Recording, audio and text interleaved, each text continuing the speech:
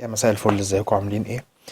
الفترة دي بالذات بيبدأ الواحد يقعد يسأل كده حاجات كتير في دماغه، اللي هو انا اعمل ايه لحد ما اخلص المناهج. المناهج غالبا بتخلص على اخر شهر 3، اول شهر 4 كده بيفضل مادة او مادتين بالكتير هما اللي بيخلصوا في ايه، في اول اسبوع من 4 مثلا. لكن معظم المناهج بتخلص على 20/3، اخر شهر 3 وهكذا يعني. وكل ما تخلص طبعا المناهج بدري كل ما ده يبقى ده فرصة ليك احسن عشان تراجع. اليومين دول تلاقي واحد بدأ مثلا ان هو عايز يشد حيله شوية، فيلاقي ان في شوية دروس فايتاه، شوية دروس حاسس ان هو ناسيهم، وبيبقى حاسس ان هو ناسيهم، مش شرط ان هو يكون ناسيهم. وبتفرج على الفيديو بتاع النسيان ده، يلاقي الدنيا ملعبكة منه، فيبدأ بقى يقول طب انا اركز على الجديد ولا اذاكر قديم ولا اعمل ايه. يلاقي الدنيا تايهة منه كده ومش عارف يعمل ايه بالظبط، وكل حاجة داخلة في بعضها. الفترة اللي جاية اللي مطلوب منك بالظبط ان انت تركز في الجديد بنسبة 100%. ليه؟ الحاجات اللي فاتت كلها انت ذاكرتها ممكن مرة واتنين وتلاتة، وامتحنت عليها مرة واتنين وتلاتة وراجعتها.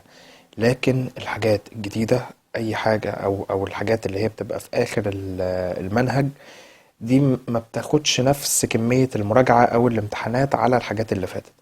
فبيبقى دايما في مشكلة في اخر شوية من المنهج.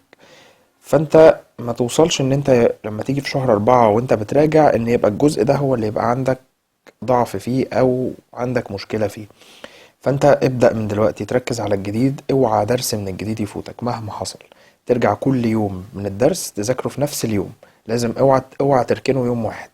تذاكره في نفس اليوم وتحل عليه كل الأسئلة، وبعدها بيومين 3 أو قبل الحصة الجديدة تكون مراجعه تاني. على قد ما تقدر تكون مراجعه مرة أو مرتين في الأسبوع، وتكون حلل عليه وحلل عليه كويس جدا، لأن ده مش هياخد حقه في المراجعة قوي زي الحاجات اللي فاتت. فركز عليه كويس جدا، وكمان تركز عليه عشان ما يبقاش زي الحاجات اللي فايتك. بالنسبة لو حاجة فايتاك، اللي هو حاجة انت محلتش فيها دروس خالص، قصدي محلتش فيها واجبات خالص، ولا فتحتها ولا قريتها، اللي هو مجرد سمعتها في الدرس ومحلتش عليها خالص ولا ذاكرتها، دي الحاجات دي تخصص لها كل يوم ساعتين 3، تقعد تلم فيهم الحاجات اللي فايتاك بعد ما تخلص مذاكرة الجديد، لأن الأولوية كلها للجديد. تمام؟ بعد ما تخلص مذاكرة الجديد تقعد تخلص الحاجات اللي فايتاك.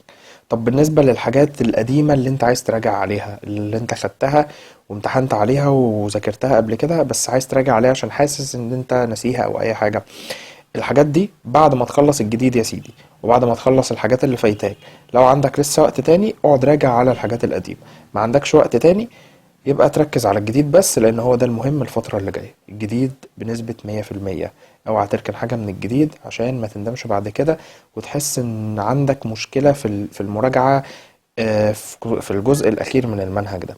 فركز على الجديد كويس، والحاجات اللي فايتاك حاول ان انت تلمها كل يوم في الساعتين اللي احنا قلنا عليهم، وما تقلقش وما توترش نفسك كتير. انت قدامك 3 شهور، كفاية أسئلة، كفاية تفضل تسأل انا اعمل ايه وانا ماليش نفس اذاكر وانا الدنيا بايظة مني. سيبك من كل الكلام ده، ركز، لان خلاص الوقت اللي جاي يا دوبك على قد ان انت تشتغل بس.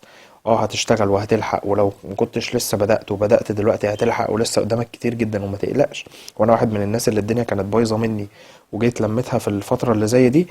فما تقلقش والله العظيم من اي حاجه، الفتره اللي جايه معاك كفايه جدا ان انت تعمل اي حاجه انت عايزها. بس ركز، وكفايه اسئله. وركز الفتره اللي جايه ان انت تشتغل وبس عشان تحقق حلمك اللي نفسك فيه.